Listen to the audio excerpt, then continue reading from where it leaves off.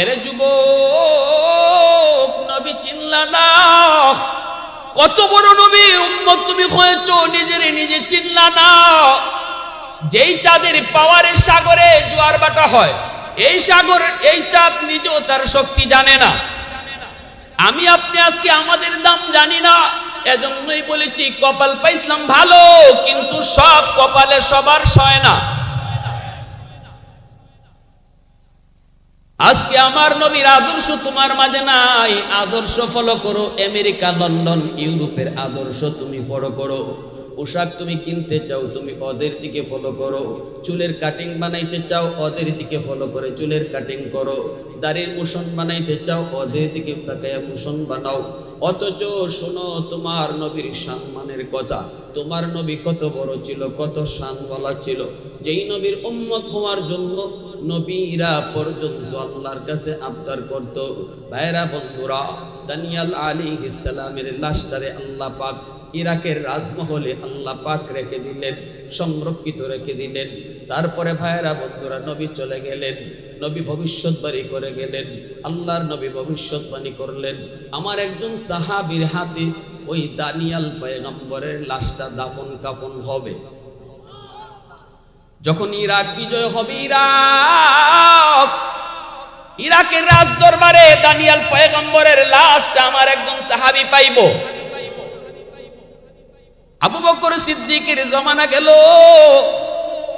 উমরের খেলাফত চলল, আবু মুসা আশআরী রাদিয়াল্লাহু তাআলা আনহুর নেতৃত্বে ইরাক জয় হলো। আবু মুসা আশআরী বলেন, আমি সবার আগেই রাজ দরবারে ঢুকছি নবীর ভবিষ্যৎবাণী মাথায় রাইখা। আমার নবী বলেছেন ইরাকের রাজ দরবারে দানিয়াল পয়গম্বরের লাশ পাওয়া যাবে। খুঁজতে শুরু করলাম, ভিতরে ঢুকলাম, অনেক গভীর একটা রুম। এই রুমের ভিতরে ঢুইকা দেখি একটা কফিন। এই কফিনের কাছে একজন বৃদ্ধ মানুষ বসা। ওই বৃদ্ধ মানুষটা যেন পাহারা দিতেছে। চুল তার সাদা, ভ্রুটা পর্যন্ত সাদা। আমি যে জিজ্ঞেস করলাম এই তাবুতটা কার? লিমানিত তাবুত, এই কফিন কার? ওই পুরা মানুষটা কই, ইনি আল্লাহর পয়গম্বর দানিয়াল। আল্লাহু আকবার, জোরে কও, আরো জোরে কও, আল্লাহু আকবার। আবু মুসা আশআরী রাদিয়াল্লাহু তাআলা আনহু বলেন, আমি আমার জীবনে এত খুশি হই নাই ওই দিন দানিয়ালের লাশটা দেখে আমি যত খুশি হইছি। সহসভাপতিবৃন্দ,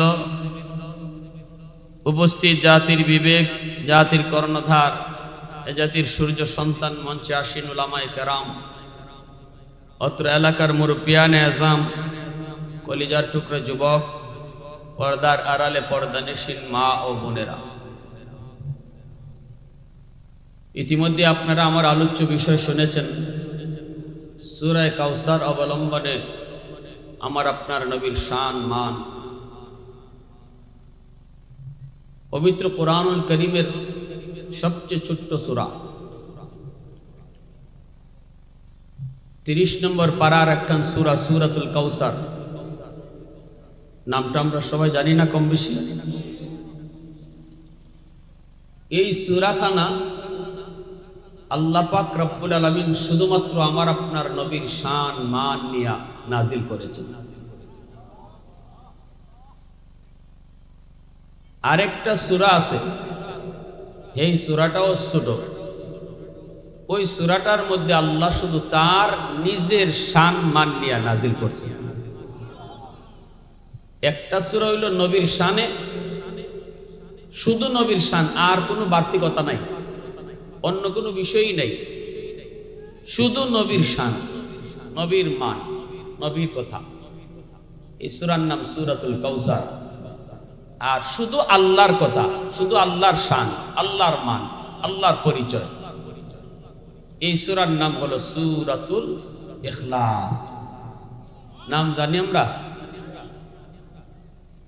আমরা সহজে বোঝার লাগে কই কুল হুয়াল্লাহ সূরা, ঠিক না? আমরা কুল হুয়াল্লাহ সূরাই বালা, আপনার কথাও ঠিক যে হুজুর আমরা কুল হুয়াল্লাহ সূরাই বালা।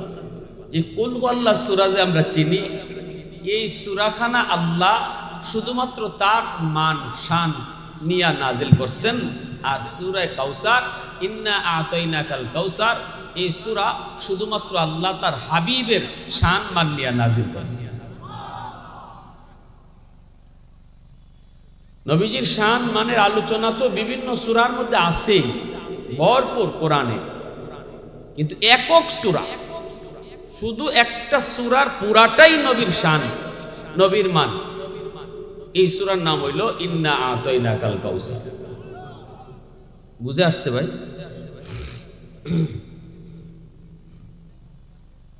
ভাগ্য আমাদের অনেক ভালো,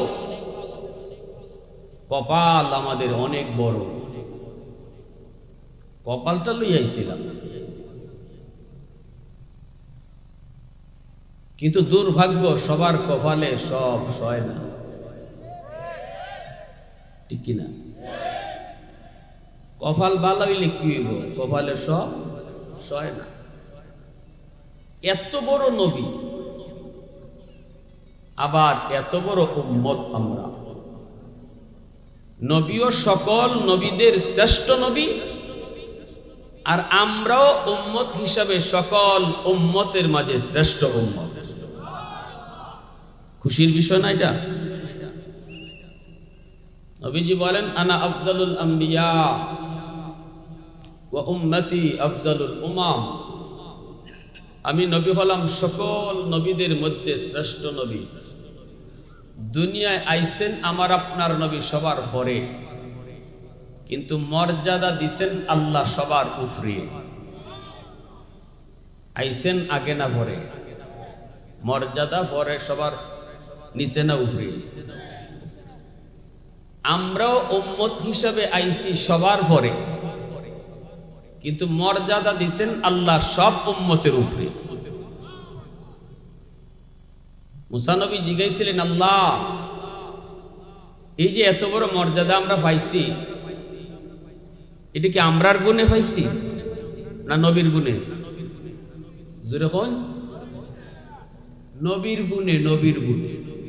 এই নবীর উম্মত হওয়ার কারণে আমরা সব নবীর উম্মতের শ্রেষ্ঠ উম্মত হয়ে গেছি, শুধু এই নবীর উম্মত হওয়ার কারণে। কি যার দাম? মুসা নবী তুর পাহাড়ে আল্লাহর সাথে কথা বলেন। এই বাবাই, এই তোমরা বসো। মুসা নবী তুর পাহাড়ে আল্লাহর সাথে কথা বলেন। মুসা নবীর উপাধি হলো কালিমুল্লাহ।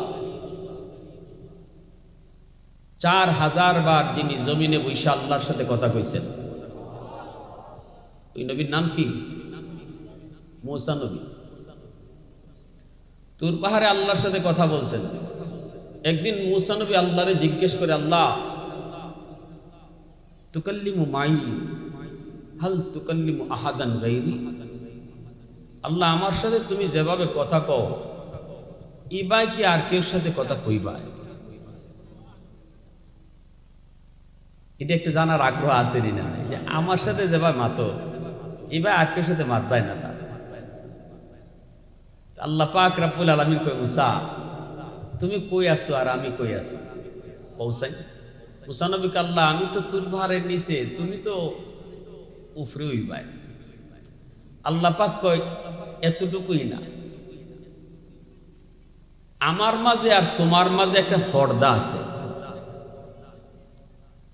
বাইনি ওয়া বাইনাকা হিজাব। ও মুসা, তোমার মাঝে আর আমার মাঝে একটা পর্দা আছে। আমি পর্দার এই প্রান্তে, তুমি পর্দার ওই প্রান্তে। কথা বলি ঠিক, কিন্তু মাঝখানে কি আছে?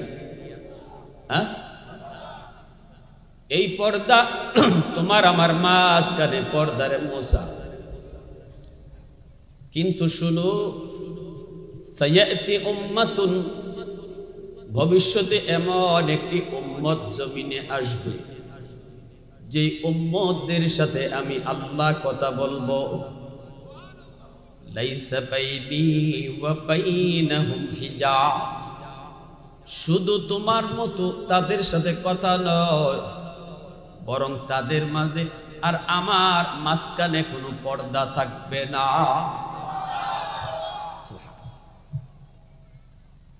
মূসা নবী বলে, মালিক ওই উম্মত কারা? আল্লাহ পাক বলে, উম্মতে মুহাম্মদ, উম্মতে আহমদ, এরা আমার বন্ধুর উম্মত, উম্মতে মুহাম্মদ। মূসা নবী কয়, মালিক কেমনে তারা কথা বলবে? আমি তো তোর পাহাড়ে আইসা কথা বলি, ওরা কেমন করে তোমার সাথে কথা বলবে একটু শুনাইবানি। আল্লাহ পাক রব্বুল আলামিন কয়, তাহলে শোনো, ওরা যখন নামাজে দাঁড়াবে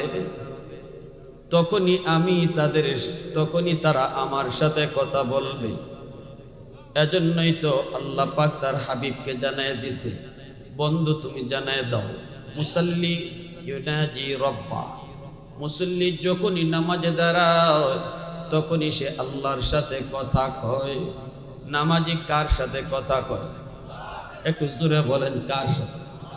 আমরা হয়তো শুনি না, আমরা হয়তো আল্লাহর কথা শুনি না, কিন্তু নামাজে আল্লাহর সাথে নামাজি যে কথা কয়, এটা নামাজির মতো নামাজি হইলে শুনতে পায়, ঠিক কিনা?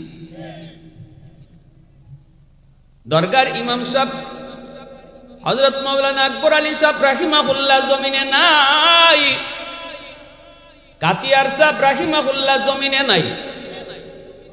কাতিয়ার মাদ্রাসায় লেখাপড়া করেছি। আল্লাহর ওলি নিজে একদিন মিম্বরে বসে বলতেছেন, বাবা শোনো, গতকাল আমি আসরের নামাজ পড়েছিলাম দরগার ইমাম সাহেবের পিছনে আমি নামাজে দাঁড়াইছি। একজন আরেকজনের কথা বলতেছে, দুজন হলেন জমিনে জিন্দা বলি, ঠিক কিনা জোরে বলেন। দরগার ইমাম সাহেব ছিলেন মুস্তাজাবুদ দাওয়া, হাত উঠাইয়া তিনি যা দোয়া করতেন আল্লাহ দোয়া কবুল করে নিত। কাতিয়ার সাহেব রাহিমাহুল্লাহ বলেন, বাবা আসরের নামাজ পড়লাম, আমি হুজুরের পিছনেই দাঁড়াইছি, আমি দেখতেছি হুজুর নামাজ পড়তেছেন, পড়াইতেছেন, রুকু থেকে সোজা হইয়া দাঁড়াইতে হয়, রুকু থেকে সোজা হইয়া দাঁড়ানো ওয়াজিব। এই মাসলা তো আমরা সবাই কম বেশি জানি, রুকু থেকে সোজা হইয়া দাঁড়াইতে হয়, না দাঁড়াইলে ওয়াজিব তরকের কবিরা গুনাহ হয়। কাতিয়ার সাহেব রাহিমাহুল্লাহ বলেন, আমি নজর করে দেখি দরগার ইমাম সাহেব রুকু থেকে সোজা হইয়া দাঁড়ান না, বরং পিঠটা বাঁকা রাইকেই তিনি সেজদায় চলে যান। আমি তো অবাক হয়েছি, এত বড় মাসালা, এই মাসালা তো উনার ভুল হওয়ার কথা, ঠিক না? নামাজ শেষ হওয়ার পর কেউ তো কামরায় ঢুকার সাহস পায় না, কিন্তু কাতিয়ার সাহেব তো যায় ঢুকছেন। সালাম দিয়া বসলেন আর বলেন, হযরত একটা প্রশ্ন করার জন্য আপনার কাছে আসলাম। কি প্রশ্ন বলেন? কয়, হযরত রুকু থেকে সোজা হয়ে দাঁড়ানো ওয়াজিব, এটা আপনি জানেন তো? অবশ্যই বলে হ, কিন্তু প্রশ্ন হলো এটা খালি মুসল্লির লাগি না ইমাম সাহেবের লাগিও? উনি কয়, না, এটা তো ইমাম সাহেবের জন্য, মাসালা তো সবার জন্যই সমান। কাতিয়ার সাহেব কয়, তাহলে আপনি কেন সোজা হয়ে দাঁড়ান না?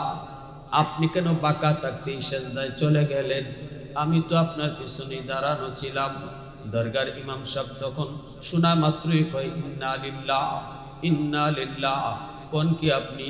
আমি এত বড় ভুল করেছি? বলে হ্যাঁ, এত বড় ভুল আপনি প্রতি রাকাতে করছেন, প্রতি রাকাতে আপনি করছেন।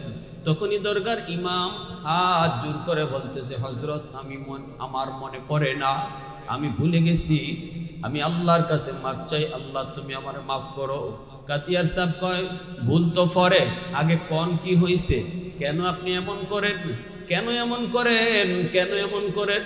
দরগার ইমাম সাহেব তখন লাফ দিয়ে উঠে গেলেন, শরীরের মধ্যে ঝাঁকুনি শুরু হয়ে গেল, আর বলতেছেন, হযরত আমি যখন মাথাটা উঠাই রুকু থেকে, সামি আল্লাহু লিমান হামিদা রাব্বানা লাকাল হামদ, এই বলার পর যখন আমি সেজদায় যাব, সেজদার জায়গায় তাকায় দেখি আমার আল্লাহর কুদরতি পা দেখা যায়। আমার চোখে আল্লাহর কুদরতি পা, ওই পা দেখা মাত্রই আমি বেহুশ হয়ে যাই। কতক্ষণ দাঁড়াইছি, কোন জায়গায় আছি আমার হুঁশ থাকে না, পাগলের মতো আল্লাহর কদমে সেজদায় পড়ে যাই। সুবহানাল্লাহ, জোরে কোন, আরো জোরে কোন সুবহানাল্লাহ। প্রশংসা করব কার? সেজদা দিব কারে? গোলামি করব কারে? কার কদমে মাথা ঝুকাইব? ওয়াহদত কি হিফাজত নেহি বেকুওতে বাজু, वहदत की हिफाजत नहीं बेकुवते बाजू, आती नहीं कुछ कमी हक़ खुदा दाद, आती नहीं कुछ कमी हक़ खुदा दाद। ऐ मर्द खुदा तुझको कुव्वत नहीं हासिल, जा बैठ किसी गार में अल्लाह को कर याद, जा बैठ किसी गार में अल्लाह को करिया। ये सच है कि बातिल की तरफदार नहीं हम, गद्दार न समझो गम गद्दार नहीं हम, गद्दार न समझो गम गद्दार नहीं हम। फूलों की तो रेह नरम मिजाज अपना है नाज़ुर, हम तेरे नहीं नेज़ा व तलवार नहीं हम तेरे नहीं नेज़ा व तलवार नहीं हम। मुसलमाনের আওয়াজে বলেন আল্লাহু আকবার। আর একটু জোরে আল্লাহু আকবার। এজন্য বলেছিলাম যুবক, मूसा नबी को मालिक कौन से उम्मत? उम्मत अहमद, उम्मत मोहम्मद। केमने कथा कइब? कय नामाजे दाঁড়াইলেই আমার সাথে কথা কইব। আর এমন ভাবে কথা কই আমি নামাজের সাথে, আমার আর নামাজের মাঝখানে কোনো পর্দা থাকে না। আল্লাহু আকবার জোরে কোন। এ মুসা, তোমার আমার মাঝখানে পর্দা, কিন্তু আমার বন্ধুর উম্মত যখন নামাজে দাঁড়ায় তার মাঝে আমার মাঝে পর্দা থাকে না। এজন্য নামাজে দাঁড়াই আল্লাহর কাছে নামাজি যা চায় আল্লাহ তা কবুল করে নেয়। বিশেষ করে সেজদায় গেলে পরে আল্লাহর সবচেয়ে বেশি কাছে চলে যায়। সেজদায় গিয়ে আল্লাহর কাছে যা চায় তাই পায়। এ যুবক, मूसा नबी কয় মালিক, বুঝলাম নামাজি তোমার সাথে কথা কয়, কিন্তু তুমি কেমনে কইবা? তুমি কেমনে কথা কইবা? আল্লাহ কয় যখন এরা কোরআন তেলাওয়াত করব তখন আমি কোরআন তেলাওয়াতকারীর সাথে আমি কথা কই। আল্লাহু আকবার। নামাজি নামাজে দাঁড়াইয়া আল্লাহর সাথে কথা কয়, আর যে কোরআন তেলাওয়াত করে তার সাথে আল্লাহ নিজে কথা কয়। আল্লাহ। কিন্তু বড় কষ্ট, বড় দুঃখ, যেই মালিকের কাছ থেকে তোমার সব কিছু পাইতে হয়, নিতে হয়, চাইতে হয়, ওই মালিকের কাছে চাওয়ার জায়গা হলো নামাজ। এই নামাজের ভিতরে যুবক তোমার মন নাই। দুনিয়ার সফলতা চাও, ব্যবসায় সফলতা চাও, চাকরি বাকরিতে প্রমোশন চাও, শান্তির জিন্দেগি চাও, ইজ্জতওয়ালা জিন্দেগি চাও। বলুন তো শান্তি দেওয়ার মালিক কে? ধন দৌলত দেওয়ার মালিক কে? ইজ্জত সম্মান দেওয়ার মালিক কে? নাকি দয়াল বাবা, কিবলা বাবা, খাজা বাবা, জটা শাহ, ল্যাংটা শাহ? ধন দৌলত সম্পদ ইজ্জত সন্তান দেওয়ার মালিক কে? হ্যাঁ? আমার ভাইরা বন্ধুরা, আজকে নামাজে তুমি তোমার মনোযোগ নাই, কোরআন তেলাওয়াত তোমার আমার ঘরে নাই। যে কোরআন তেলাওয়াত করলে আল্লাহ কয় আমি কথা কই, তুমি না। কোরআন পড়ো মানে আমি কথা কই। মুসা নবী কয় মালিক, নবুয়তি চাই না, বনি ইসরাইলের এত বড় নবী আমি চাই না, আমারে ওই নবীর উম্মত তুমি বানায় দাও। আল্লাহ পাক কয় হবে না মুসা, এরা আরো পরে আসবে, তুমি আগে আইছো। সুবহানাল্লাহ জোরে ওই তো না, তুমি আগে আইছো, এরা আরো পরে আইব। সব নবীরা এরকম আবদার করেছে, আল্লাহ কারো আবদার কবুল করে নাই। কিন্তু একজন পয়গম্বর, তার নাম হলো দানিয়াল আলাইহিস সালাম, আল বিদায়া ওয়ান নিহায়া কিতাবের ভিতরে লিখেন, দানিয়াল আলাইহিস সালাম একজন পয়গম্বর, বনি ইসরাইলের একজন পয়গম্বর। ইনি আল্লাহর কাছে আবদার করে, আল্লাহ ওই উম্মতের সুসংবাদ সকল নবী শুনল, আমিও শুনলাম। সব নবী উম্মত হওয়ার দরখাস্ত করলো, নবুয়তি চাইল না, ওই নবীর উম্মত হতে চাইল, আখির নবীর উম্মত হতে চাইল। কারো দোয়া তুমি কবুল করলে না। আল্লাহ আমারও তো মন চায় ওই নবীর উম্মত হওয়ার দরখাস্ত করি, কিন্তু জানি তুমি কবুল করবা না। কারোটাই করো নাই, আমারটাও তুমি করবা না। এজন্য আমি এইভাবে দোয়া চাইব না, আমি তোমার কাছে যে দরখাস্তটা করবো গো মালিক, সেই দরখাস্তটা হলো আমার মরণের পর আমার লাশটাকে তুমি সংরক্ষিত রাখবা, মাহফুজ করে রাখবা, নিরাপদ এক জায়গায় তুমি রাখবা। আর ওই নবীর কোন এক উম্মতের হাতে আমার কাফন দাফন জানাজা পড়ায়া দিবা। আরো জোরে কন্যা সুবহানাল্লাহ। এরে যুবক, নবী চিনলা না, কত বড় নবী উম্মত তুমি হয়েছো, নিজেরে নিজে চিনলা না। যেই চাঁদের পাওয়ারের সাগরে জোয়ার বাটা হয়, এই সাগর, এই চাঁদ নিজেও তার শক্তি জানে না।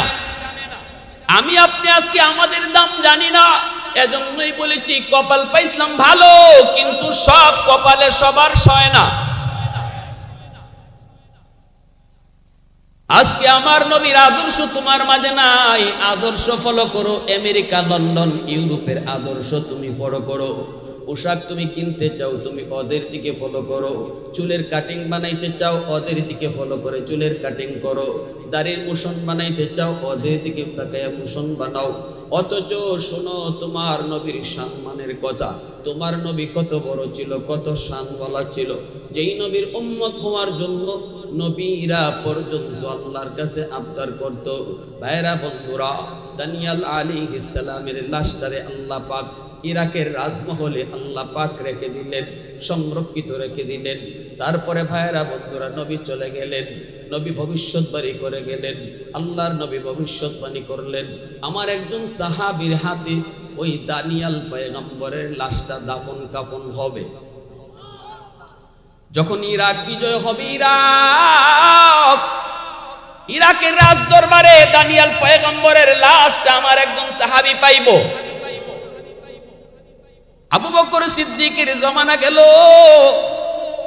উমরের খেলাফত চলল, আবু মুসা আশআরী রাদিয়াল্লাহু তাআলা আনহুর নেতৃত্বে ইরাক জয় হলো। আবু মুসা আশআরী বলেন, আমি সবার আগেই রাজ দরবারে ঢুকছি নবীর ভবিষ্যৎবাণী মাথায় রাইখা। আমার নবী বলেছেন ইরাকের রাজ দরবারে দানিয়াল পয়গম্বরের লাশ পাওয়া যাবে। খুঁজতে শুরু করলাম, ভিতরে ঢুকলাম, অনেক গভীর একটা রুম। এই রুমের ভিতরে ঢুইকা দেখি একটা কফিন। এই কফিনের কাছে একজন বৃদ্ধ মানুষ বসা। ওই বৃদ্ধ মানুষটা যেন পাহারা দিতেছে। চুল তার সাদা, ভ্রুটা পর্যন্ত সাদা। আমি যে জিজ্ঞেস করলাম এই তাবুতটা কার? লিমানিত তাবুত, এই কফিন কার? ওই পুরা মানুষটাই কই, ইনি আল্লাহর পয়গম্বর দানিয়াল। আল্লাহু আকবার, জোরে কও, আরো জোরে কও, আল্লাহু আকবার। আবু মুসা আশআরী রাদিয়াল্লাহু তাআলা আনহু বলেন, আমি আমার জীবনে এত খুশি হই নাই ওই দিন দানিয়ালের লাশটা দেখে আমি যত খুশি হইছি। একজন পয়গম্বরের লাশ দেখার পর আমি যেই পরিমাণ খুশি হয়েছি, এত খুশি আমি জীবনে আর কোনোদিন হই নাই। আমি নিজের হাতে আল্লাহর পয়গম্বরের কাফন দাফন সহ সব করলাম। জানাজা হলো, কাফন হলো, দাফন হলো। আর আমি তো নিজেকে সৌভাগ্য মনে করি, আমি একমাত্র ব্যক্তি যে দুইজন পয়গম্বরকে নিজের চোখে দেখছি, একজন হলেন আমার নবী, রহমতের নবী, সকল নবীর নবী। আর একজন হলেন বনি ইসরাইলের পয়গম্বর, যার নাম হলো দানিয়াল। আল্লাহু আকবার। उल्फत में तेरी वाइसी ने दंदान कुतूरा, उल्फत में तेरी वाइसी ने दंदान कुतूरा, बू बकर उमर नक्श कदम तेरा न चूरा, बू बकर उमर नक्श कदम तेरा न चूरा, आयुष्याक नबी वाके असरार मदीना, सुल्तान का सुल्तान है सुल्तान मदीना, सरकार का सरकार है सरकार मदीना, गुलजार का गुलजार है गुलजार मदीना, अल्लाह ने मक्का ही में काबा बनाया, इस काबा का काबा तेरी मरकद को बनाया, अल्लाह ने मक्का ही में काबा बनाया, इस काबा का काबा तेरी मरकद को बनाया, ऐसा लम्हा जी चले जा राह मदीना, सुल्तान का सुल्तान है सुल्तान मदीना, सरकार का सरकार है सरकार मदीना, गुलजार का गुलजार है गुलजार मदीना। आवाज दिया কোন আল্লাহু আকবার। আয়রা বন্ধুরা জন্য বলতেছিলাম, আল্লাহ পাক বলে ইন্না আ'তাইনাকাল কাউসার, নিশ্চয়ই বন্ধু আমি তোমাকে কাউসার দান করলাম, ফাসাল্লি লিরাব্বিকা ওয়ানহার, রবের নামে নামাজ পড়ো, কুরবানি করো, ইন্না শানিআকা হুয়াল আবতার, ও বন্ধু না না তুমি আবতার নও, তুমি নির্বংশ নও, যারা তোমার দুশমন এরাই হলো নির্বংশ। আল্লাহু আকবার। কি ছিল এই সূরা নাজিলের প্রেক্ষাপট? আমার নবী, রহমতের নবী, মায়ার নবীর ছেলে সন্তান পরপর যখন সবাই মারা গেলেন, তখন সর্বশেষ ইব্রাহিমও যখন ইন্তেকাল করেন, তখনই মক্কার আবু জাহল, উতবা সাহেবা, বিশেষ করে আস ইবনে ওয়াইল, এরা আমার নবীকে নিয়ে সমালোচনা করত, বলতো রাখ রাখ মুহাম্মদের কথা রাখ, মুহাম্মদের তো কোনো ছেলে নাই, মুহাম্মদের বংশ ধরে রাখবে কেডায়, মুহাম্মদ তো নির্বংশ। নাউজুবিল্লাহ, জোরে কর। আল্লাহ পাক রব্বুল আলামিন আমার আপনার নবীর ছেলে সন্তান কেন একে একে সব নিয়ে গেলেন? কারণটা কি? কারণটা কি? এর যুবক ভালো করে শোনো, এ যুবক ভালো করে শোনো, সন্তান থাকলে পরে বাবার বিপদে আপদে পাশে থাকে, ঠিক না? বাবা অনেকটা আশা করে আমার সন্তান আছে, আইব, লাঠিটা ধরবো। বাপ যদি দেখে সন্তান পাশে আছে, বাবা একটু উঁচা আওয়াজে কথা কয়। আল্লাহ পাক রব্বুল আলামিন বুঝাইতে চাই, বন্ধু তোমার জীবনে যত বিপদ আসবে রে, উহুদ আসবে, বদর আসবে, যত বিপদ, সব বিপদে কেউ পাশে না থাকলেও আমি আল্লাহ তোমার সাথে সব সময় থাকবো। না না কেউ রাখবে না, কেউ লাগবে না, সন্তানের চিন্তা মাথায় রাখো না। এ বন্ধু না, তায়েফের জমিনে কে তোমারে বাঁচাবে? আমি আল্লাহ সাথে থাকবো। আল্লাহু আকবার। উহুদের জমিনে আমি আল্লাহ তোমার সাথে থাকবো।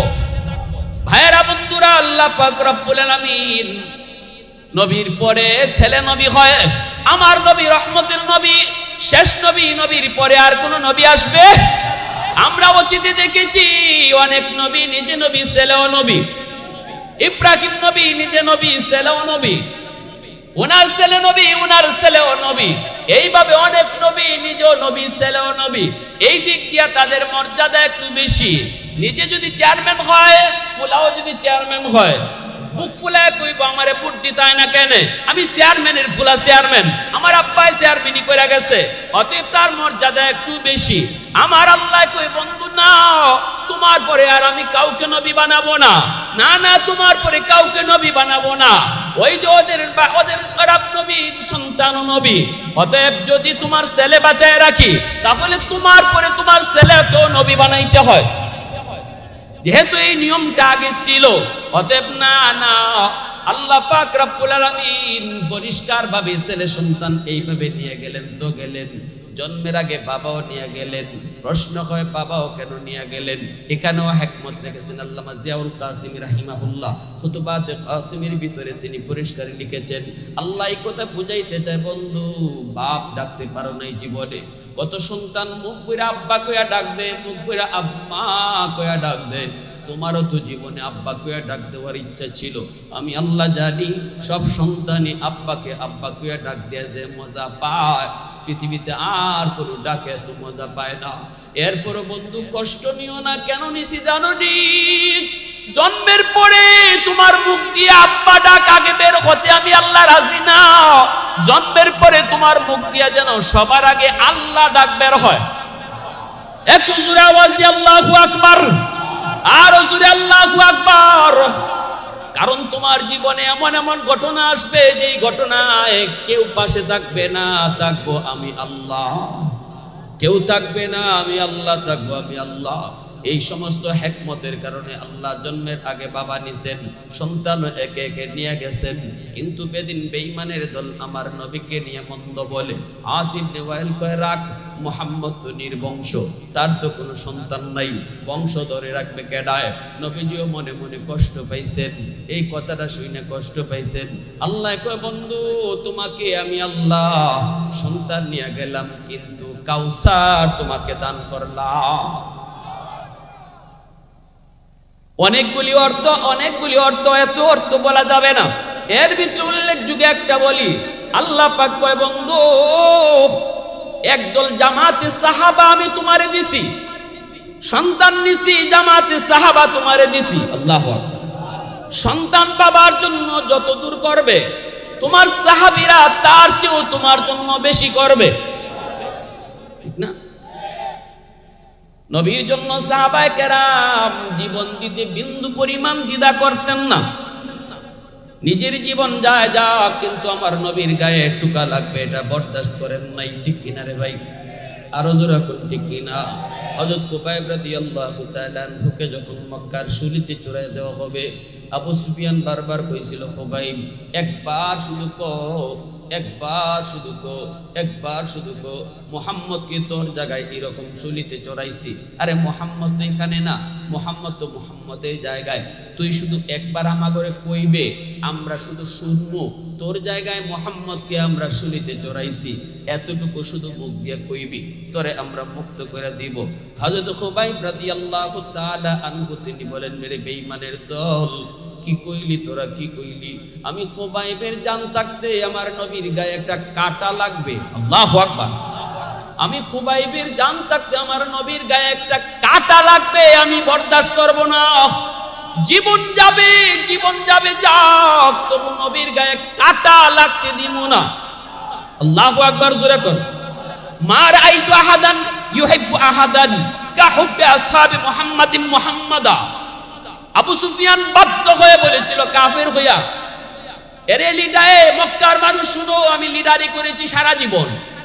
মুহাম্মদের সাথীরা মুহাম্মদকে যেই পরিমাণ ভালোবাসে, আমি আবু সুফিয়ান আমার জীবনে কোন মানুষকে এত ভালোবাসে আমার নজরে পড়ে না। আল্লাহু আকবার। এত নজরে পড়ে না। এজন্য আল্লাহ বলেছে, বন্ধু সন্তান নিয়ে গেছি, এরা তোমার নির্বংশ কয়, কষ্ট পাইছো? কোনো কষ্ট নিও না। সন্তান নিছি তো কি হয়েছে? সন্তান দ্বারা বাবা যা উপকার পায়, বাপ যা পাইতো এর চেয়ে বেশি পায় একদল জামাতে সাহাবা তোমাকে দান করছে। জোরে কন্যা সুবহানাল্লাহ, আর জোরে সুবহানাল্লাহ। ভাইরা বন্ধুরা, জন্য বলতেছিলাম রে যুবক, আল্লাহ পাক রব্বুল আলামিন দয়ার নবী, মায়ার নবী, রহমতের নবীর আলোচনা শুধু এক জায়গায় দুই জায়গায় নয়। আল্লাহ পাক নবীর জন্মের বহু আগেই নবীর আলোচনা শুরু করেছেন, নবীর শান মানের আলোচনা শুরু করেছেন। নবীর জন্মের বহু আগ থেকেই আলোচনা শুরু। আমার নবীর জন্মের 1000 বছর আগের ঘটনা একটা শোনাই, শুনো। নবীর জন্মের 1000 বছর আগে ইয়ামেনের একজন বাদশা ছিল যার নাম হলো তুব্বাই আউয়াল হিময়ারি। এই ঘটনাও লেখছেন বেদায়া ওয়ান নিহায়া কিতাবের ভিতরে। পাওয়ারফুল একজন বাদশা ছিল। সে বলতেছে আমি মক্কা দেখব, আমাকে মক্কায় নিয়ে চলো। 400 জন তাওরাত কিতাবের আলেম, তাদের পরামর্শক্রমে বাদশা রওনা দিয়ে দিল মক্কায় আসবে। সৈন্য সামন্ত নিয়ে এসে রওনা দিল, বিশাল বহর নিয়ে মক্কায় আসবে। রাস্তাঘাটে পথে ঘাটে তারা সুসংবাদ দেয়, সুস্বাগতম জানায় সবাই। পাওয়ারফুল একজন বাদশা। কিন্তু মক্কার কাছাকাছি আসার পর মক্কার কোনো মানুষ তারে সম্মান জানাইতে মক্কা থেকে বের হলো না। আমরা যদি দেখি কোনো মেহমান আসতেছে, দামি মেহমান হলে তার সম্মানে আমরা একটু আগায় যাই, ঠিক না? ইয়ামেনের বাদশা তুব্বাই আউয়াল হিময়ারি কয়, মক্কার মানুষ আমাকে সম্মান দিল না কেন? আমার তো মাইন্ডে লাগলো, আমার তো হেম্পারে লাগছে। 400 জন তাওরাত কিতাবের আলেমে কয়, বাদশা মক্কার মানুষের উপরে তুমি রাগ কইরো না, কারণ মক্কার মানুষ সাধারণ কোনো মানুষ। এই মক্কায় আল্লাহর ঘর খানায় কাবা, এই মক্কায় আল্লাহর ঘর খানায় কাবা। পৃথিবীতে এই ঘরের চেয়ে দামি আর কিছু নাই। মক্কার মানুষ আল্লাহর ঘরকে পিছনে দিয়া কারো সম্মানে দেশ থেকে বের হয় না। তুমি যত বড় সম্মানী হও, আল্লাহর ঘর থেকে তো তোমার দাম বেশি না। তোমার সম্মানে যদি গ্রাম থেকে বাইরিতে হয়, তাহলে আল্লাহর ঘর পিছে পড়ে, ঠিক কি না? ইয়ামেনের বাদশা তুব্বাই আউয়াল হিময়ারি কয়, তাহলে এই ঘর আমি ভেঙে লইব। নাউজুবিল্লাহ, জোরে কোন। কই এই ঘর আমি ভেঙে ফেলবো, যেই ঘরে আমার সম্মানে বাধা দিল। আলেমরা কয়, পাগলামি কইরো না, সব জায়গায় আঙ্গুল দেওয়ান যায়? হ্যাঁ, বাদশা কয় এত বুঝ আমার দিও না, এই ঘরে আমি ভেঙে ফেলবো। আলেমদের কথা মানলো না, আলেমদের কথা শুনলো না। আল্লাহর ঘরে যে হাত দিয়ে দিল, হাত লাগাইতে দেরি, সাথে সাথে আল্লাহর গজব আসতে দেরি হলো না। আমার ঘর তুমি ভেঙে ফেলবা, আমার যতটুকু ক্ষমতা আছে তা দিয়ে আমি প্রতিহত করব। আল্লাহর ঘর তুমি ভাঙবা, আল্লাহর ঘর আল্লাহ যেভাবে পারে রাখবো, ঠিক না? ঘর ভাঙে নিলে আর কিছু থাকে, মালিকের আর কিছু থাকে, এর দুনিয়ার বাচ্চা কি দিত? আমার গরু যদি ভাঙ্গে লাইতে আমি আর বাচ্চা কি করবো? তুমিও আল্লাহর গরু কি হাত দিয়ে দিবা, আর আল্লাহ সেয়া সেয়া খালি আঙ্গুল চুষবো? আল্লাহ পাকেরও দরবার ক্ষমতা আসেনি না নাই? মুহূর্তের ভিতরে তপাস দিয়ে পিছনে পড়ে গেল, নাক মুখ পায়খানা রাস্তা, প্রস্রাবের রাস্তা দিয়া ফিনকি দিয়া রক্ত বাইরিতে লাগলো। উলামায়ে কেরাম কয়, কইছিলাম নি, ঠিক না? আলেমদের কথার সময়ে কেউ বুঝে না, পরে বুঝে, ঠিক না? উলামায়ে কেরাম কাউকে খারাপ বুদ্ধি দেয় না। তুমি সরকার হও আর বিরোধী দল হও, আলেম উলামা যখন যারে কয় সবার ভালোর জন্য কয়। কখনো কখনো সরকার এটারে উল্টা মনে করে, পরে ঠিকই বুঝে। পরে মাছে কয় সাবধান, তুই মাছটা খাইস না, তুই নতুন, তুই বুঝোস না। আমি হুজুর, আমি ফুরান, আমি কোরআন হাদিস জানি, আমি বুঝি, এটা তোর আধার না, আধার না। আমি দি দেখতেছি এটা আধার। কয় না না, তুই দেখতেছ এটা আধার, কিন্তু ভিতরে একটা বড়ি আছে, ঠিক না? এই বড়িটার উপরে একটা সুটকাটি আছে, সুটকাটির উপরে একটা বাঁশ আছে, হ্যাঁ, একটা কুড়া আছে। আর গাঙ্গের ফারও একটা বেটা বই রইছে কুড়া তো লইয়া। তুই আইয়া খালি আদারও মুখ দিবে, সুটকাটিটা লড়ব। ওইটা তো সব কোরআন হাদিস থেকে কইতাছে। সুটকাটিটা লড়ব, বেটায় ফারো থেকে বুঝবো তুই আইছো, হে হজাগ হয়ে যাইব। এরপরে তুই খালি মুখ দিবে, সুটকাটি ডুববে দিব। এরপরে ওই বেটায় এসকা একটা টান মারবো, এসকা টান। এসকা টানে বড়িটা তোর গলা ফাতারে ডুববো। এরপরে তোর টান দিয়া ফারো তুলবো। তুলতেই তুই নাচানাচি করবে, তোরে দুই হাত দিয়ে যাইতে ধরবো। বাড়িত লইয়া যাইব, বউ ঠেঙ্গি দা লইয়া বোয়া, দাটাও তেরা বেড়া, তোর শরীর ফিসলা, তোরে ছালি দিয়ে ফিসলামও যাইব। ঠ্যাঙ্গি দাঁত তুললিয়া ঘরের সদস্য যে কয়জন আছে অতটা ফিস করব। এরপরে তোরে লরি ফালাইয়া বাঁচবো, 32টা দাঁত দিয়ে সাবাইয়া খাইব। হে ইওয়াজ হইনা কই ওরে বাপ রে বাপ, হুজুরে কইল কি? ঠিক আছে হুজুর আমি খাইতাম না। আচ্ছা হুজুর খাইতাম না কইয়া হুজুরে বিদায় দিয়া কয়, দেখি হুজুরে হাসা কইছে না মিশা কইছে।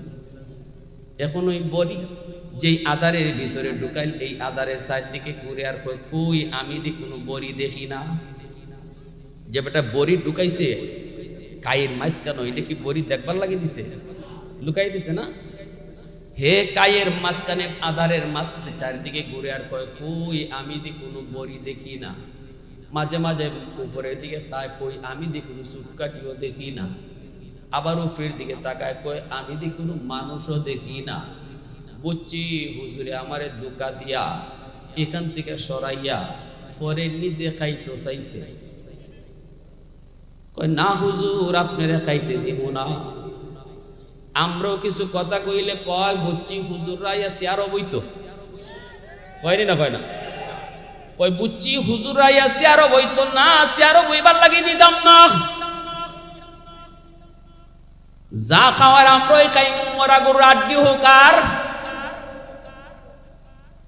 আড্ডি আমরাই খাই, হুজুরা গো দিতাম না। হুজুরে কয় আমি তোমার চেয়ারও বইবার লাগে কইছি না, তোমারে বাঁচবার লাগে কইছি। ঠিক কিনা জোরে কর।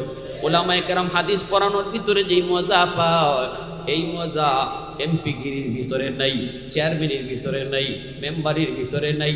আমার নবীর হাদিসের মসনদ হলো দুনিয়ার সবচেয়ে বড় মসনদ। এই যুবক আওয়াজ দেখো না, পৃথিবীতে এত মজার কোন মসনদে নাই রে যুবক। আমার নবীর হাদিসের মসনদ, পৃথিবীতে এর চেয়ে বড় কোন মসনদ নাই। এই মসনদ তৈয়া হুজুররা তোমাকে মসনদ আইতো চায় না, এই মরাগুর আড্ডি তোমরাই খাও, কিন্তু যা কয় এটা তোমারে বাঁচবার লাগে কয়। কয় হুজুর তোমারে বইবার লাগে দিতাম না, তোমারে খাইতে দিব না, আমি খাইব। কইয়ে সে আদারটা মুখে দিয়া দিছে, টুকা দেওয়া মাত্রই চুটকাটি লড়ছে নি। আসলে বাবা বড়ি বাবরা মানুষ নাই নি, আদারের টুকা দিতে ওই চুটকাটি লড়ছে নি। যে বেটা বই রয়েছে হে টের পাইছে নি। আচ্ছা অদ্ভুত মতো তো ঠিক আছে। মুকল লইয়া যেই মাত্র টান দিছে চুটকাটি ডুবছে নি, এস কাটান কইছে নি, ফারো উঠছে নি। এখন মাসে নাচে আর কই, হায় হায় আমি যা বুঝছিলাম ভুল বুঝছি গো, আমার হুজুরে যা কইছিল ঠিক কইছিল। নাচে আর কয় আমারে আরেকবার সুযোগ দাও, আর জীবনে খাইতাম না। আমি তো বুঝতে পারি নাই। সাথে সাথে উলামায়ে কেরাম তার মাটি থেকে তুইলা কয় আল্লাহর ঘরে আবার হাত দাও তওবার নিয়তে। তওবার নিয়তে আল্লাহর ঘরে হাত দেওয়া মাত্রই আল্লাহ পাক তার তওবা কবুল করে নিছে, রক্ত পড়া বন্ধ হয়ে গেছে। এইবার তুব্বায়ে আউয়াল হিময়ারি কয় আমি এই ঘর আল্লাহর ঘর খানায় কাবায় যেই ভুল করেছি, যেই বেয়াদবি তার সাথে করেছি, এর প্রায়শ্চিত্ত করতে চাই, কিছু খেদমত করতে চাই। কেমনে তুমি খেদমত করবা? ওই আল্লাহর ঘর খানায় কাবার গিলাফ আমি লাগাই দিব। সর্বপ্রথম ইয়ামেনের বাদশাহ নবীর জন্মের 1000 বছর আগে ওই তুব্বায়ে আউয়াল হিময়ারি আল্লাহর ঘর খানায় কাবার সর্বপ্রথম গিলাফ লাগাইলো। এরপরে কই আমি মদিনা দেখব। আল্লাহু আকবার জোরে কোন। তখনও তো মদিনা হয় নাই, মদিনার মানুষ তো হয় নাই, মদিনা তো বহু পরে হবে। আমার নবীর তো এখনো জন্ম হয় নাই, নবীর তো জন্ম হইতে আরো 1000 বছর বাকি। তবুও কই তাওরাত কিতাবের ভিতরে যেই জায়গায় আখেরি নবী হিজরত কইরা যাবেন ওই জায়গা হবে মদিনাতুন নবী। আমি ওই জায়গাটা দেখতে চাই। 400 জন আলেম কয় তাহলে চলো সফর শুরু করো, কিতাবের পাতা উল্টাও, দেখো কোন জায়গার সাথে মদিনার মিল হয়। হাঁটা শুরু করে দিল, রাস্তা পেয়ে গেল। কোন রাস্তা? কয় আমার নবীর হিজরতের রাস্তা পেয়ে গেছে, কারণ আমার নবী রহমতের নবী। এ যুবক তুমি যেই নবীর উম্মত, ওই নবী কোন রাস্তা দিয়ে হিজরত করবে, রাস্তার কন্ডিশন কেমন হবে, রাস্তাটা কেমন হবে, সব বিবরণ আল্লাহ তাওরাত কিতাবে দিছে। শুধু নবীর বিবরণ না, নবী কোন দিক দিয়ে যাবে ওই রাস্তার বিবরণ আল্লাহ তাওরাতে দিছে। ওই রাস্তার আবহাওয়া কেমন হবে তা দিছে, কন্ডিশন কেমন হবে তা দিছে, লম্বা হবে না বাঁকা হবে তা দিছে, কত দূর গিয়া রাস্তাটা বাঁকা হবে তাও তাওরাত কিতাবে আছে। আল্লাহু আকবার। বুঝো না একটু কোন নবীর উম্মত হইছো, একটু বুঝো এই কথাগুলা হযরত মূসা নবী তার উম্মতকে শোনায় গেছে। আল্লাহু আকবার। এমন এক নবী আসতেছেন যেই নবী কোন দিক থেকে কোন দিকে যাবে, কি করবে কি না করবে, সব বিবরণ আল্লাহ আগের আসমানি কিতাবের মধ্যে আল্লাহ দিয়ে দিয়েছে। শুরু হয়ে গেল হাঁটা। আমার নবী, রহমতের নবী, মায়ার নবীর মদিনাতুন নবী দেখার জন্য হাঁটা শুরু হয়ে গেল। যাইতে যাইতে তারা ওই এলাকায় যায় পৌঁছলো। সাথে আছে 400 জন আলেম, তাওরাত কিতাবের আলেম। মদিনা নগরীতে তারা ঢোকা মাত্রই তারা চারদিক চাইতে লাগলো। মানুষ নাই, ঘর নাই, বাড়ি নাই, কিন্তু চতুর্দিকে পাহাড়, শুধু ঢুকবার একটাই রাস্তা, সেই জায়গা হলো মদিনা। আল্লাহু আকবার। ওই জায়গায় যাওয়া মাত্রই চতুর্দিকের কন্ডিশন তারা দেখতে লাগলো। দেখতেছে দেখতেছে আর পাহাড়ের কন্ডিশন, কিতাবের পাতা উল্টায় আর মিলায়, কিতাবের পাতা উল্টায় মিলায়, একে একে তারা সিদ্ধান্ত নেয় আবহাওয়াটা কেমন একটু দেখো। সাথে সাথে সিদ্ধান্ত নিল আবহাওয়াও 100-100 মিলে গেছে, কন্ডিশনও 100-100 মিলে গেছে। সব কিছু মিলায় তারা সিদ্ধান্ত দিয়ে দেয় বাদশা ঝাপনা, এই জায়গায় হবে মদিনাতুন নবী, এটাই হবে নবীর শহর। এই শহরেই নবী হিজরত করে মক্কা থেকে আসবেন এবং এই মদিনাতেই তিনি চিরনিদ্রায় রওজায়ে আতহারে শুয়ে থাকবে।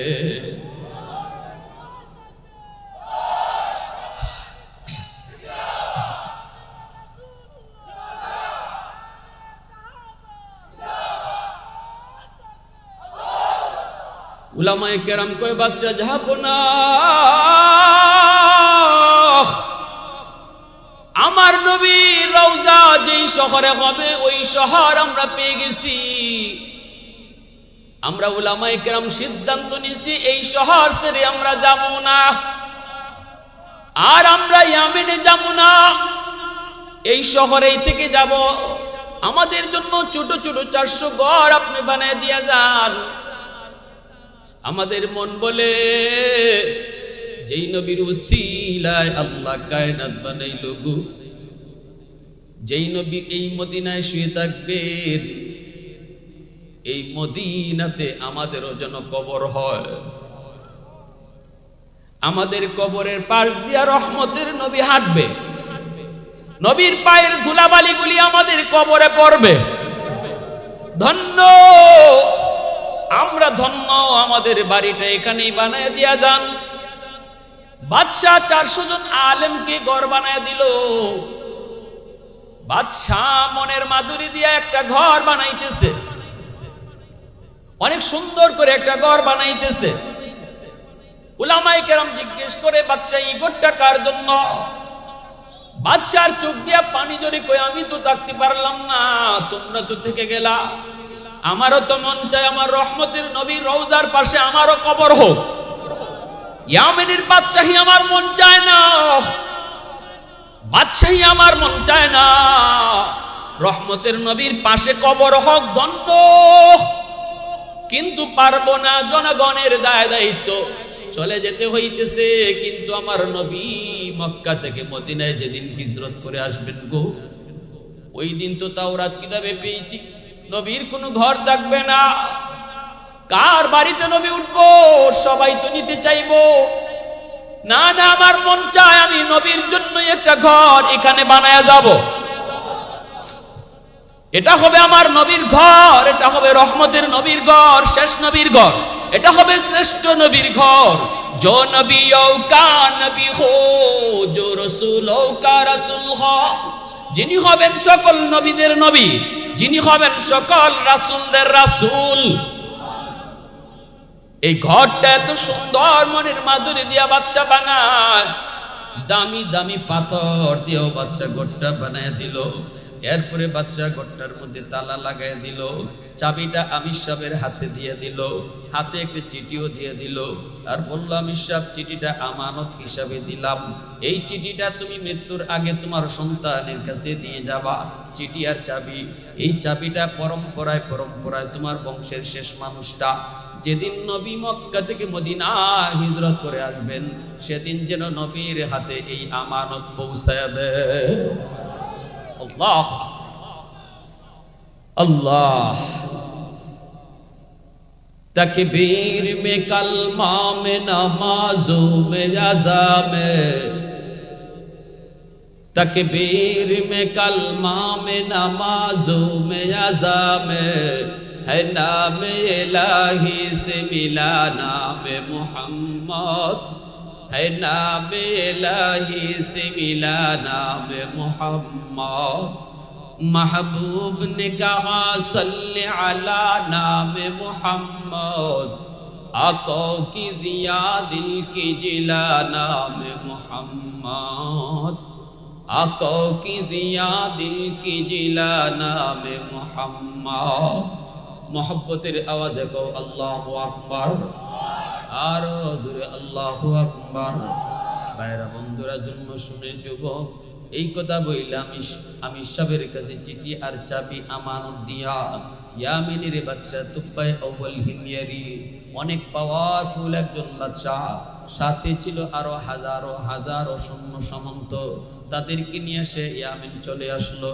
ভাইরা বন্ধুরা এই দিকে দিন যায় রাত যায়, 400 জন আলেম মদিনাতেই তাদের কবর হয়। আমার নবী রহমতের নবী 1000 বছর পরে দুনিয়াতে আগমন করলেন। নবীজি মক্কায় জন্ম নিলেন, নবীজি মক্কায় জন্ম নিলেন। 40 বছর পর্যন্ত আল্লাহ তার হাবিবকে মক্কার মানুষের মাঝে রাখলেন, যেন প্রতিটা মানুষ আমার নবীকে চিনে জানে কেমন মানুষ তিনি। আল্লাহু আকবার জোরে বলেন। নবুয়তি 40 বছরে পাইছেন, কিন্তু 40 বছর নবী তাদের সাথেই চলছেন। লাকাদ মান্নাল্লাহু আলাল মুমিনিন ইয বা'সা ফীহিম রাসূলা। আল্লাহু আকবার। লাকাদ মান্নাল্লাহু আলাল মুমিনিন ইয বা'সা ফীহিম রাসূলা। আল্লাহ কয়, ও দুনিয়ার মানুষ শোনো, আমি তোমাদের কাছে যত নিয়ামত দিয়েছি সমস্ত নিয়ামতের মধ্যে সবচেয়ে বড় নিয়ামত হলো আমি তোমাদের মাঝে তোমাদের থেকেই আমার বন্ধুকে পাঠাইছি। আল্লাহু আকবার। তোমাদের মাঝেই আমার বন্ধুকে পাঠাইছি, তোমাদের মধ্য থেকেই পাঠাইছি। ফেরেশতা হিসেবে নবী বানাইছি না, ফেরেশতারে নবী বানায় পাঠাইছি না, তোমাদের মধ্য থেকেই একজন মানুষকে নবী বানাইছি। কেন বানাইছি? কারণ তোমাদের জীবনের যত যা কিছু আছে তার জীবনও তত তা কিছু আছে। তোমাদের জীবনে বিয়া শাদী আছে, নবীও তোমাদের মতোই বিয়া শাদী করবে। তোমাদের জীবনে ব্যবসা বাণিজ্য আছে, নবীও তোমাদের সামনেই ব্যবসা বাণিজ্য করবে। অতএব সব কিছু আমি তোমাদের মতো সেও করবে, এজন্য তোমাদের মাঝে পাঠাইছি তোমাদের থেকে যেন তোমরাও ব্যবসা বাণিজ্য তার মতো করো। আল্লাহু আকবার। বিয়া শাদী করতে যাইবা সেখানেও যেন আমার নবীর নিয়ম পাও। ফেরেশতা যদি পাঠাইতাম বেটা তুই বিয়া করতই না, তুমি বিয়া করার সময় কাটটা ফলো করতা, ঠিক কি না? ফেরেশতা যদি নবী বানাইতাম, ফেরেশতা তো খায় না, তুমি খাওয়ানোর সময় কার নমুনা অনুসরণ করতা? কি ভাই, চাকরি করবা তুমি যদি নবী যদি ফেরেশতা পাঠাইতাম, মানুষের ভিতর থেকে নবী যদি না পাঠাইতাম, চাকরি করতে গেলে ফেরেশতায় তো চাকরি লাগে না, তুমি চাকরির নমুনা কার থেকে নিতা? তুমি একজন বাবা, আদর্শ বাবা হতে চাও, বাবা হওয়া সহজ, আদর্শ বাবা হওয়া কঠিন। মা হওয়া সহজ, আদর্শ মা হওয়া কঠিন। তুমি যদি আদর্শ বাবা হতে চাও, কাকে ফলো করবা? আমার বন্ধুকে ফলো করো। আমার বন্ধু হলো ফাতেমার বাবা। দেখো বাবা হিসাবে কি আদর্শ রাখছে, ঠিক কিনা? হ্যাঁ, তুমি যদি একজন স্বামী হও, স্বামী হিসাবে বউর সাথে কেমনে চলবা? ফেরেশতা যদি পাঠাইতাম, ইনি তো বিয়া করতই না, ফাইদায় করতে গা। স্বামী হিসাবে আদর্শ খুঁজো, দেখবা আমার বন্ধু 9 জন বিবি রাখছে। দেখো আয়েশার সাথে নবী কেমন ব্যবহার করে, তুমিও তোমার বউয়ের সাথে এমন ব্যবহার করো। আল্লাহু আকবার জোরে। এজন্যই আল্লাহ কইছে লাকাদ মান্নাল্লাহু আলাল মুমিনিন ইয বা'সা ফীহিম রাসূলা। এর যুবক, এজন্য দিলটা নরম করে কথাগুলি একটু বোঝার চেষ্টা করো। কিয়ামতের ময়দানে ওই নবীর সামনে কেমনে মুখ দেখাইবা, কেমন করে ওই নবীর সামনে মুখ দেখাইবারে যুবক? তোমার আচরণ, তোমার চলা, তোমার ফেরা। এ যুবক, আমার নবী, রহমতের নবী, মক্কা থেকে মদিনায় হিজরত করলেন। কুবা এলাকায় নবী অবস্থান করলেন। মদিনায় এখনো ঢুকবেন না। কুবা, মদিনার পাশে একটা এলাকার নাম হলো কুবা। ওই কুবা এলাকায় নবীর নানার বাড়ি, ওই জায়গায় নবী অবস্থান করলেন। প্রথম একটা মসজিদ বানাইলেন, মসজিদের নাম মসজিদে কুবা।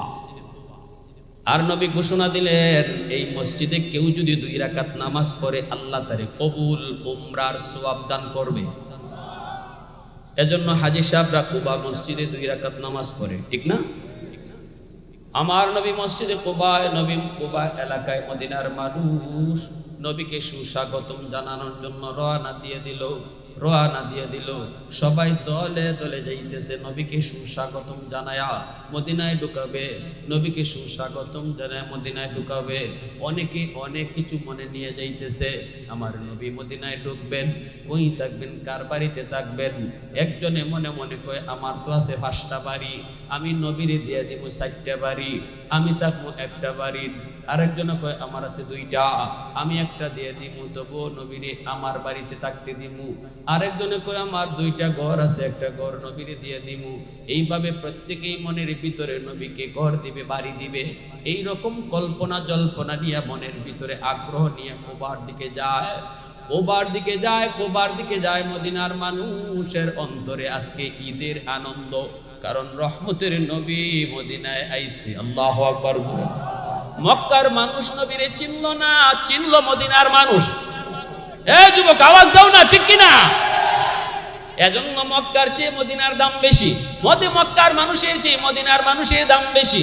মক্কার মানুষ স্বাভাবিকভাবে একটু গরম, মদিনার মানুষ স্বাভাবিকভাবে একটু নরম।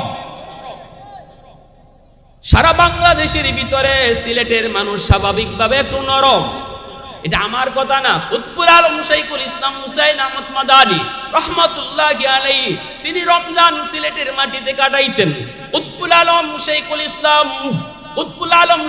ইসলাম শাইখুল আরবি ওয়াল আজম, আল্লাহর ওলি বলতেন, আমি মদিনায় জীবন কাটাইছি, নবী রওজার পাশে 18 বছর হাদিস পড়াইছি। আমি বলতেছি সিলেটের মাটির সাথে মদিনার মাটির মিল পাওয়া যায়। ইনি বলতেন, সিলেটের মানুষের সাথে মদিনার মানুষের মিল পাওয়া যায়। আল্লাহু আকবার, জোরে আওয়াজ দিয়ে আল্লাহু আকবার, আর জোরে আল্লাহু আকবার। ভাইরা বন্ধুরা, ওইদিকে আমির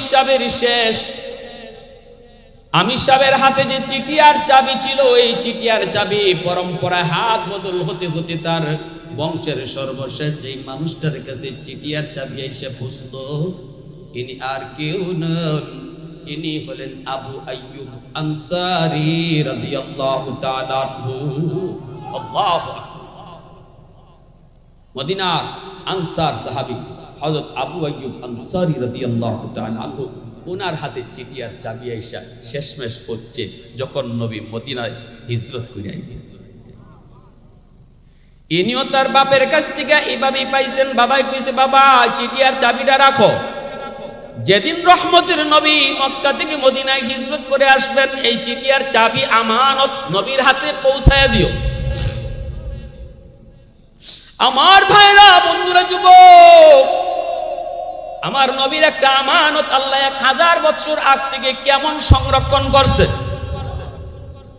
রহমতের নবীকে আগায় আনার জন্য মদিনার মানুষ যায়, আর এইদিকে আবু আইয়ুব আনসারী ইনি তো যায় না, ইনি তো কুবার দিকে যায় না, বরং ওই ঘরটা, যেই ঘরের চাবি তার হাতে, এই ঘরখানা আবু আইয়ুব আনসারী মনের মাধুরী দিয়া ঘরটা মুছতেছে, চোখের পানি দিয়া ঘরটা মুছতেছে, আর কাঁদতেছে, মালিক, আজকে ঘরের মালিক তার চাবি নিজের হাতে পাইব। যেই চাবি তুমি 1000 বছর আগ থেকে সংরক্ষণ করে রাখছো, আজকে তোমার হাবিবের হাতে এই চাবি তুমি পৌঁছাইবা। ঘরটা মুছতেছেন মনের মাধুরী দিয়া। মানুষেরা কই আবু আইয়ুব সবাই কুবায় যায়, তুমি কি যাবা না? আবু আইয়ুব কয় তোমরা যাও, চোখের পানি মুছে আর কয় যাও, আমার কাছে নবীর একটা চিঠি আর চাবি আমানত আছে গো। আমার মন বলে এই আমানত নেওয়ার জন্য নবী আমার খুঁজে এই পর্যন্ত আসবে, কারণ এই চিঠি আর চাবির কথা আমার আল্লাহ নবীকে অবশ্যই জানিয়ে দিছি। চিঠি আর চাবি নিতে নবী নিজেই চলে আসবেন। এইদিকে মদিনার মানুষ তারা তো কিছু বুঝে না, তারা রওনা দিয়ে দিল। কের চিঠি কের চাবি সে সবাই তো বুঝার কথাও না, সবাই তো চলে গেল, কোবায় গেল, যায় বলতেছে ইয়া রাসূলুল্লাহ, ওগো নবীজি আসেন, আপনি আমার বাড়িতে আসেন, ওগো নবীজি আপনি আমার বাড়িতে আসেন, ওগো নবীজি আপনি আমার বাড়িতে আসেন। দয়ার নবী দয়ার নবী বলতেছেন, ও আল্লাহ, মদিনার মানুষের অন্তরে কত আগ্রহ, আমার নিজের মানুষগুলো আমারে চিনলো না, মারলো, বাড়ি থেকে বের করে দিল, আমাকে নিজের গ্রামে থাকতে দিল না। পৃথিবীতে কোনো মানুষ নিজের গ্রাম ছাড়তে চায় না, কেউ তার গ্রাম ছাড়তে চায় না, রাস্তা থাকুক আর না থাকুক, ঘর ভাঙ্গা হোক আর যাই হোক, গ্রামের মায়া মায়া, এই মায়া কেউ ভুলতে পারে না। এজন্যই তো আমার নবী হিজরতের রাতে নবীজি মক্কার দিকে চায় চায় চোখের পানি ঝরে ঝরে গায়, দাড়ি বেয়ে বেয়ে নবীর পানি পড়তেছিল, আর কাঁদতেছিলেন আর বলতেছিলেন, এরে মক্কা নগরী, আমি তোমার মাঝে জন্ম নিয়েছি, তোমার মাঝেই বড় হয়েছি, তোমার প্রতিটা বালির প্রতি আমার মহব্বত, তোমার মাঝে আমার আল্লাহর ঘরখানায় কাবা, যেই ঘর ঘুম থেকে উঠার পর চোখে না দেখলে ভাত হজম হইতো না। আজকে ওই মক্কা ছেড়ে চলে যেতে হয় আমার স্বজাতি মানুষের কারণে, আমার স্বজাতি মানুষের কারণে, আমার স্বজাতি মানুষগুলার কারণে আমি পারি না আমার চলে যেতে হয়। গেলাম আমি গেলাম। মায়ার নবী দয়ার নবী বলতেছে, যদি এরা আমার সাথে দুশ্মনী না করতো আমি তোমাকে কোনোদিন ছেড়ে যেতাম না, কোনোদিন আমি তোমাকে ছেড়ে যেতাম না। সাথে সাথে আল্লাহ পাকের আর সইল না, আল্লাহ পাক রব্বুল আলামিনও কষ্ট পেয়ে গেল, কারণ আমার নবীর চোখের পানি আল্লাহ নিজেও বরদাস্ত করতে পারে না। আল্লাহ কয়, বন্ধু কষ্ট নিও না, যাও যাও, আমি আল্লাহ ওয়াদা দিলাম অল্প দিনের ভিতরে আবার তোমারে মক্কায় ফেরত পাঠায় দিব। আল্লাহু আকবার, জোরে বলেন। এজন্যই তোমার নবী দয়ার নবী তিনি এইবার বলতেছেন, না আমাকে তোমরা নিতে হবে না, কারো বাড়িতেও নিয়ে যাওয়া লাগবে না, আমি কই যাইমু, কোথায় গিয়া বসবো, কোন বাড়িতে থাকবো, এটা আমি নিজেও জানি না, তবে আমার উট জানে, উটনি জানে, আর আমার আল্লাহ জানে। উটনির পিঠে উঠে আমি বসবো, আর আল্লাহর ইশারায় উটনি চলবো। উটনি যার বাড়ির সামনে যেয়ে বসবো, যেখানে যেয়ে বসবো, এখানে আমার থাকার জায়গা হইব। ভাইরা বন্ধুরা, নবী উটনির পিঠে বসলেন, উটনি মায়ার নবীকে নিয়ে রওনা দিয়ে দিল। যাইতেছে মদিনার গলি গলি দিয়ে ঘুরতেছে, পিছনে সাহাবীরাও যায়। সবার মনেই ছিল হয়তো উটনিটা আমার বাড়িতে যেয়ে বসবে, না না, কারো বাড়িতে বসলো না। মদিনার অলিগলি মনে হয় যেন আগে থেকেই চিনে গলিগুলা। এইভাবে যাইতে সেই আবু আইয়ুব আনসারী, যার হাতে চিঠি আর চাবি, ওই আবু আইয়ুব আনসারীর বাড়ির সামনে যে উটনি মায়ার নবীকে নিয়ে বসে গেল। আল্লাহ নবী নাইমেই বলতেছেন মুস্কি হাসি দিয়া, ও আবু আইয়ুব, কোথায় আমার আমানত? আরো আস্তে কোন সুবহানাল্লাহ, আরো জোরে কোন সুবহানাল্লাহ। নবীজি চিঠি নিলেন, চাবি নিলেন, নিয়া নবীজি খুইলে দেখেন তুব্বাই আউয়াল হিময়ারি, ইয়ামেনের বাদশা লিখছে, নবী গো, ওগো নবীজি, আপনার জন্মের 1000 বছর আগে আমি মদিনা আয়া গেছি। আল্লাহু আকবার। ওগো নবী, জানি আপনি মদিনায় আসবেন, সেদিন আপনার কোনো ঘর থাকবে না, বাড়ি থাকবে না, আমি আপনার জন্য একটা ঘর বানিয়ে দিলাম, ছোট্ট একটা হাদিয়া গো নবী, আমার এই হাদিয়াটা আপনি কবুল কইরেন। আর নবী গো, আমি আপনার উপরে সর্বপ্রথম ঈমান আনয়নকারী, যদি আমি ইয়ামেনের বাদশা না হতাম, আমার কবরটাও আপনার মদিনায় হতো। আল্লাহু আকবার, সুবহানাল্লাহ। এজন্য বলছিলাম ভাইয়ের আমার, নবীজির সম্মানে আলোচনা কি শুনবেন আপনি? শেষ হইব, রাত শেষ হইব, সারা রাত তো শেষ হইব।